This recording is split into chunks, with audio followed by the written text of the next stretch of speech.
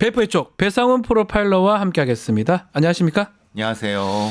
자, 이 베프의 촉이 인기 코너입니다. 그런가요? 사실 사건 사고 분석할 때는 막 그렇게 끌지는 못했는데 윤석열의 심리, 이 지금 내란 상황, 이 이상한 상황의 어떤 심리 부분을 가장 잘 짚어주신다, 이런 평들이 많습니다. 자, 오늘도 조금 더 얘기를 좀 나눠보겠습니다. 자, 이 탄핵 심판으로 묻혔던 김건희의 공천 개입 의혹 다시 수면 위로 올라오고 있는데 이 얘기를 오늘 좀 나눠보겠습니다. 베프가 그 얘기 뭐 하셨나요? 한번 들으셨을 것 같은데 윤석열 계엄한 이유가 김건희 때문이다. 이거는 사실은 정답은 아직 알 수 없는데 어느 정도는 퍼즐이 좀 맞춰지는 분위기입니다. 어떻게 보시고 계십니까? 탄핵 심판 과정을 예. 쭉 훑어보면은 본질적으로 계엄을 할 이유가 없었다. 결국은 지금 나오는 거로 봤을 때 피청구인 본인도 그렇고 네. 주변에서도 물론 준비는 많이 했는데 네. 그러니까 그거는 이제 술자리에서 많이 했던 부분들 네, 술자리요. 여러 네. 가지 면에서 그러니까 결국은 핵심적인 어떤 트리거가 뭐였느냐 결국은 지금 나오는 소위 여사의 여러 가지 이슈들이 아니겠느냐. 문제는 저는 그건 당연한데 일각에서 그러니까 주로 주 2로는 네. 다수설은 지키기 위해서 이게 다수설이고 자신의 권력을 지키기 위해서 아니 여사를 지키기 예. 위해서 그러니까 그게 맞죠. 사실은 네. 그게 권력이니까 그걸 지키기 위해서. 예. 근데 저는 소수설로 견제하기 위해서 말하자면은 본부 내에서 예.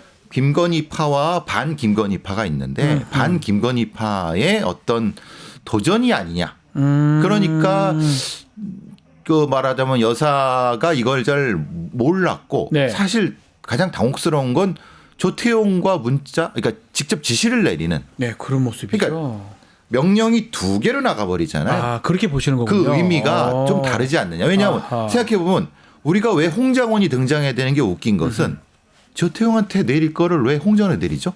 아, 요것도 애매하잖아요. 아, 홍장원은 윤석열한테 직접 받고 그렇죠. 김건희는 조태용 국정원장한테 가고. 그럼 누가 실세입니까? 그러네요. 그러니까 이게 상황을 좀 잘 보면은 예. 이 방. 그럼 조지호한테 뭘 했는데 예. 사실은 김봉식은 누구한테 한 거죠? 아, 이것도 좀 놀랍네요. 아니, 그러니까 지금 그 조직의 가장 실세나 아니면 이런 게 명령이 2가지로 나가고 있다는 걸 정확히 보고 노상훈과 김용현이 있는데 네. 누가 뭐 핵심입니까? 야, 이 분석은 처음인데 네. 지금 저 소름 끼치거든요. 네. 보니까 다 두 쪽이네요. 두 쪽이죠. 김용현과 노상훈인데 노상훈, 네. 핵심은 노상훈이죠. 오히려 노상훈이 더 잔혹하고 더 계획적이었던 것 같아요. 구체적이었던 것 같아요. 그리고 예. 김봉식과 조지호 중에서 마찬가지로 김봉식이 더 나아 보였어요. 왜냐하면 실병력을 가지고 있잖아요. 예. 근데 서울청장. 근데 서울청장이 실제로는 여사와 더 가깝죠. 네. 잘 보시면 그러니까. 왜 저 관세청 뭐 여러 가지 문제도 백혜령 보시면은 등등 문제. 예. 예. 그리고 조태용과 홍장원 생각해 보세요. 네.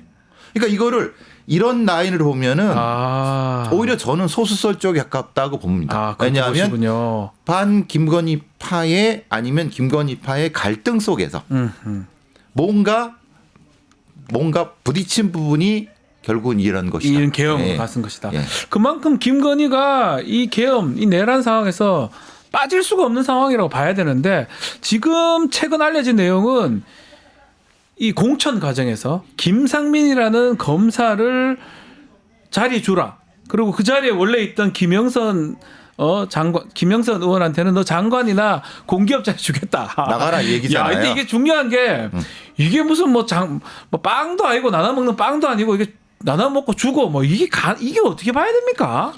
저는 이제 요번에 놀란 건 소름 그겁니다. 끼칩니다. 소름 끼치는 건 네. 여사의 입장에서는 네.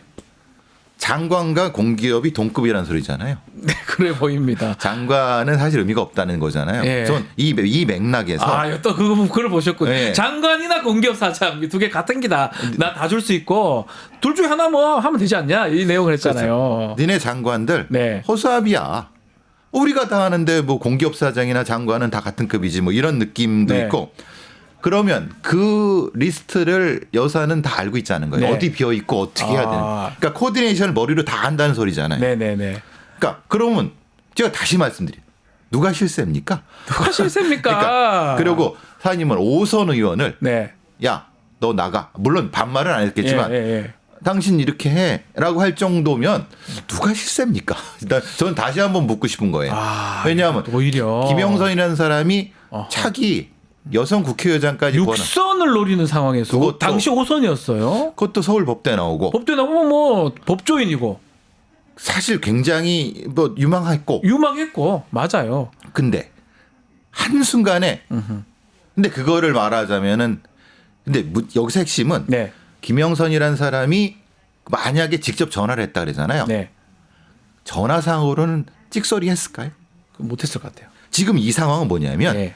자기는 거기서 한마디 못하고 명태균한테 하소연한 거예요. 아. 명태균이 거꾸로 돌려 갖고 하는 거죠. 그러니까 이 권력 관계가 중요하다는 거예요. 말하자면 김영선이 여사한테 대거리를 했다고 하면 이 판이 안 나오는 거예요. 그러네요. 그 구조를 보셔야 된다는 거예요. 저는. 대거리는 면전에서는 못하고 뒤에 가서 했는. 근데 국회의원 자리하고 장관 자리 이게 김영선이 화를 낸 거는 뭘까요? 그래도 장관보다는 국회의장을 할 수 있는 그게 더 낫다 이래 생각한 겁니까? 아니, 생각 보면은 장관은 한순간에 날아가잖아요. 그죠.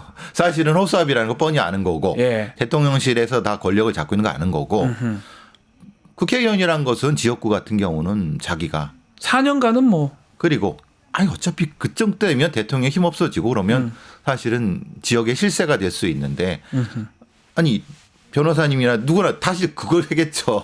솔직히 말하면. 저도 국회의장이 훨씬 나은 것 같은데. 그렇죠. 화가 날 것 같기도 해요. 나한테 갑자기. 근데 이게 또 한 가지 우리가 주목해야 될 부분이 뭐냐면 이렇게 김건희 자기가 뭔데 이렇게 장관 줄게 공기업 줄게 등등 했는데 더 놀라운 거는 저 이 부분을 봐야 될 것 같은데 숨김없이 얘기를 하는 거잖아요. 그렇죠. 이게 사실 말도 안 되는 얘기인데 다 믿어요. 김영선도 그걸 믿고 있고 네. 명태균도 믿고 있고 대놓고 얘기하는데 그렇게 될 거라고 다들 믿고 있는 거면 그만큼 다 행동으로 옮겼고 다 됐고 이런 거 얘기해도 상관없다고 생각하는 그런 이 세 사람의 분위기 아니었나 이 생각 그렇죠. 들거든요. 핵심은 그걸 대놓고 전화로. 대놓고 전화로. 네. 그러니까 만약에 그게 녹취가 돼서 뭐 나중에 까발리고 전혀 걱정하지 않는 걱정도 안 한다는 네. 거잖아요. 사실 걱정하지 않을 이유는 어차피 그 증거를 예. 검사에서 검찰에서 예. 하지 않으면 나갈 일도 없어요. 그러니까 이 양반이 이 여사 양반이 그러니까 어떻게 보면은 그냥 아무 생각 진짜 직진하는 거. 직진하는 사람. 근데 제일 목적을 저는 위해서라면. 근데 그 직진한 만큼 결과가 나왔는간 전 의문이에요. 왜냐하면 정치적 판단은 좀 미숙하지 않았느냐. 정치는 아니잖아요. 모르겠어요. 왜냐하면 김상민이 예. 공천됐습니까? 못됐어요. 못됐죠. 그리고 그 총선에서 어땠습니까? 그 당이. 그 녹음 복귀록에 따르면 가반 받는다고 얘기했는데 네. 특히 명태균은 110석으로 밑으로 명태균이 그렇죠. 맞췄어요. 예. 쫄딱 망했잖아요. 근데 여사는 어땠습니까? 본인은 이길 거라고 생각했어요. 그러니까 정치적 판단은 네. 미숙한 사람이라는 걸 알 수 있어요. 근데 권력은 가지고 있고 행사는 하고 그러니까 이 괴리가 사실은 이 괴리가 지금 비상계엄 사태까지는 왔다고 보는 거예요. 요 차이가 이 차이가. 비상계엄으로 왔고 그 비상계엄도 그렇게 결국은 자기들 입장에서 실패한 거잖아요. 그렇죠. 그렇게 되는 내란이 거죠. 돼버리는 그러니까 상황인데. 계획하고 뭘 했다기보다는 뭔가 가지고 있지만은 그만큼 어리숙하고 미숙한데 그래서 이렇게 되는 상황이 전체적인 이 정부의 권력 구조를 이해하는데 도움이 될 거라고 생각합니다. 지금 김건희가 이 내란 탄핵 심판이 지금 아주 끝을 향해 달려가고 있는데 김건희가 70일 여의간에 별로 소식이 없습니다. 그렇죠. 우리가 앞으로 베프님께서는 김건희 어떤 부분을 주목하고 계십니까? 조사를 받을 수 있을까요? 김건희의 선택이죠. 본인의 선택이 되거는. 네, 말하자면은 어떻게 이제 살아남는 국리를 할 것이냐. 네.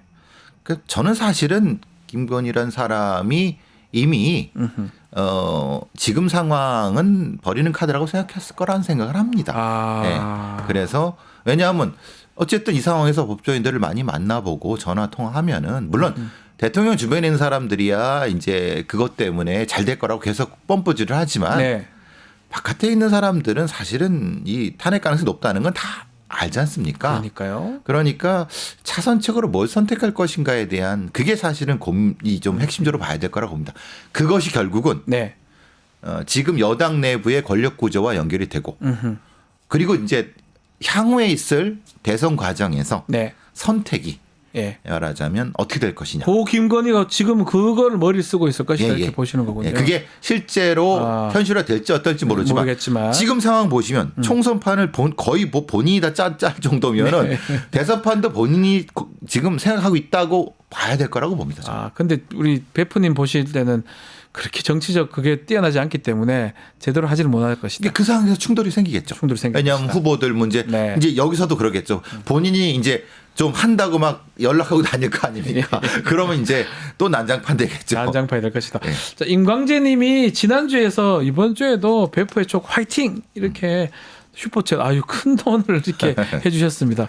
아유 아마 우리 베프님을 아주 좋아하시는 분이 아닌가 감사의 말씀 늘 드리겠습니다. 감사드립니다. 예. 자, 요거도 하나 짚어봐야 될 것 같아요. 좀 참 놀라운 일인데 11.16 사건 예. 그 당시에 사형을 선고받은 김재규 전 중앙정보부장 재심이 열릴 것 같아요. 이게 사실 요거- 아시다시피 집행이 예. 됐습니다. 사형 예. 집행이. 지금 사형됐잖아요. 예. 사형됐는데 여기 지금 45년 만에 재심이 열린다. 어떤 내용입니까? 좀 정리 좀 해주시겠습니까? 그러니까 김재규의 가족들이 재심을 5년 전에 신청을 했습니다. 네. 근데 이제 5년 전에 신청했지만은 아직 그게 이제 저기 흔히 말하는 재판이 잘 이루어지지 않다가 네. 이번에서야 이제 재심 결정이 난 거죠. 핵심적인 건 이겁니다. 물론 본인들의 그 명분은 네. 이제 김재규를 다시 평가받아야 된다라고 하는 거지만 재심의 사유는 그 수사과정상의 가혹행위. 가혹행위. 고문이라든가 고문 같은 게 이런 있었다? 것들. 그러니까 재심 자체가 수사과정상의 그런 불법적인 게 있으면 당연히 재심이 재심 사유가 되는 되죠. 거죠. 예. 그러니까 본인들이 생각하는 명분과 아하. 배심의 사유는 다릅니다. 그런데 결과적으로는 김재규의 뭐 당시 변호인 지금 변호인도 역사평가를 다시 받고 싶다. 그리고 그때 관련됐던 김재규의 부하들 네. 무슨 대령들 우리가 남산의 부장들에서 많이 봤던 그 네. 부하들 그러니까 경호원들을 다 사살했던 그런 사람들에 대한 어떤 뭐 일종의 신원이랄까 그런 부분 쪽을 얘기하는 것 같습니다. 자, 베프님께서 잘 좀 설명해 주셨는데요. 당시 법정에 섰던 김재규의 최후 진술 육성 저희가 준비를 좀 해봤는데요. 요거 얘기 듣고 이야기 좀 이어가겠습니다. 아무쪼록 심판장께서는 소신껏 심판을 해서 저에게 알맞는 형벌을 내주시길 바랍니다. 끝으로 제가 심판장께 부탁드리고 싶은 것은 아까 여기 모두 나와서 최후 진술을 했습니다마는 양과 같이 착하고 순합니다. 너무 착하고 순하기 때문에 저와 같은 사람 명령에 이렇게 철두철미 복종을 해가지고 그 사람들 입장에서 볼 적에는 확실히 죄를 저질렀습니다. 그러나 그 모든 원천이 저에게 있습니다. 따라서 저에게는 극형을 내려주시고 나머지 사람들에 대해 가지고는 극형만은 면해주시도록 말씀을 드립니다.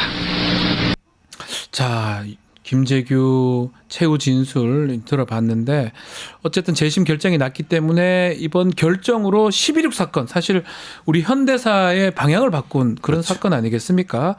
근데 그 과정에서 이른바 신군부 전두환의 신군부 반헌법적 행태 요 부분도 다시 심판대에 오른다 이렇게 봐야 되겠죠? 아무래도 그러겠죠. 왜냐하면 당시에 그 수사를 주도했던 사람이 전두환이었고 전두환이죠. 합수부. 그 합수부장으로서 네. 그 과정에서 사실은 그러니까 그 김재규가 그 박정희를 쏜 건 맞지만 네. 그 과정에 여러 가지 동기라든가 아니면 과정 이런 것들이 정확히 밝혀진 바가 없습니다. 그러니까 말하자면 그 과정에서 말 그대로 김재규가 얘기하는 대로 본인이 어떤 다른 어떤 민주주의에 대한 얼마 여러 가지 부분에 대한 얘기가 많이 나오고 네. 그러면 평가도 다시 될 수도 있고 그런 과정이 사실은 필요한 부분이 아니겠느냐. 아직 기억나요? 그 전두환 당시 합수부장이 김재규가 뭐 이렇게 하여튼 그렇죠. 기억나시죠? 예, 그래서 그렇죠. 막 기억나죠. 발표 수사 결과를 발표를 하는데 어쩌면 그 수사 결과 발표가 고문이나 가혹행위를 통해서 조작한 거 아니냐. 범행 동기가 매우 중요합니다. 어쨌든 그렇죠. 단순 살인일 수도 있고 그 당시 반란, 뭐 내란 목적 이런 네. 살인으로 됐을 건데. 내란 목적 살인이었죠. 예, 그러니까 이 부분은 좀 밝혀져야 될 것 같고 특히 더 중요한 거는 김재규도 김재규지만 그때 밑에 부하들. 그렇죠. 뭐 박홍주 대령이었나요? 뭐 예, 등등 김선호 뭐 여러 사람들 예, 예. 있잖아요. 그 사람들이 사실 사형받은 사람도 있고 의정과장. 예, 그런 사람들도 다시 심판받을 수 있는 계기가 되지 않을까. 아무래도 생각도 그런 드네요. 부분이 핵심적인 게 뭐 네. 아까 그 저기서도 김재규가 얘기했듯이 본인은 자기가 뭐 했기 때문에 자기는 죽지만 밑에 사람들은 사실은 이렇게 하지 말라 그런 네. 얘기도 있으니까. 이건 이제 근데 이거는 뭐 다른 얘기긴 한데 윤석열은 하고 좀 다른 것 같아요. 지금 윤석열 피청구인은 보면 막 다 부하들이 한 것처럼 얘기하는데 그러니까요. 이게 조금 김재규는 자기가 다 차이가 좀 책임지겠다고 나네요. 하는 차이가 건데. 좀 나네요. 근데 실제로는 지금의 피청구인은 좀 반대로 얘기하는 것 반대로 같아서. 내가 한 게 아니고 네. 다 부하들이 한 거다. 사실은 네. 당시에도 많은 얘기는 두 가지 논란이 있었죠. 네. 김재규가 민주주의를 위해서 이렇게 했다라고 주장을 하는 쪽도 있는 거고 네. 역사학자 중에서는 반대로 그게 아니라 내부 권력 투쟁이다. 차지 철학고의 문제. 그러니까요. 그러니까 그것도 지금 사회에서 명확하지가 않습니다. 물론 김재규의 유족들은 전자를 주장하지만 적지 않은 역사학자들은 그것도 있지만 그것보다는 네. 내부 권력 투쟁에 의해서 발생한 어떤 비극이다라는 주장도 많기 때문에 그 부분을 좀 명확하게 하는 과정도 필요하다. 왜냐하면 당시에 군부에 의해서 했던 어떤 재판 과정에 사실 어떤 증거라 이런 것보다는 어떻게 보면은 그냥 빠르게 사형시키려고 했던 신구부의 의지가 작용된 거니까 맞아요. 그 부분은 명확히 해야 될 것 같다는 그 생각이 부분을 좀 밝히고 추후 네. 어떤 평가, 어떤 결과가 날지도 지켜봐야 될 것 같습니다. 자, 오늘 베프의 촉은 여기서 마무리하겠습니다. 배상훈 프로파일러와 함께했습니다. 감사합니다. 감사합니다. 유튜브 구독하고 실시간 채팅과 댓글을 남기시면 매일매일 7천 TTCO를 드립니다. 참여 방법은 통통물 어플을 다운로드하고 회원가입과 로그인을 해주세요. 마이페이지에서 나의 회원 고유 번호를 복사해주세요. 유튜브 구독 후 실시간 채팅이나 댓글창에 고유 번호를 한 번만 입력하면 준비 끝! 지금 유튜브 채팅과 댓글 쓰기 참여하고 실천 TTCO 받아가세요.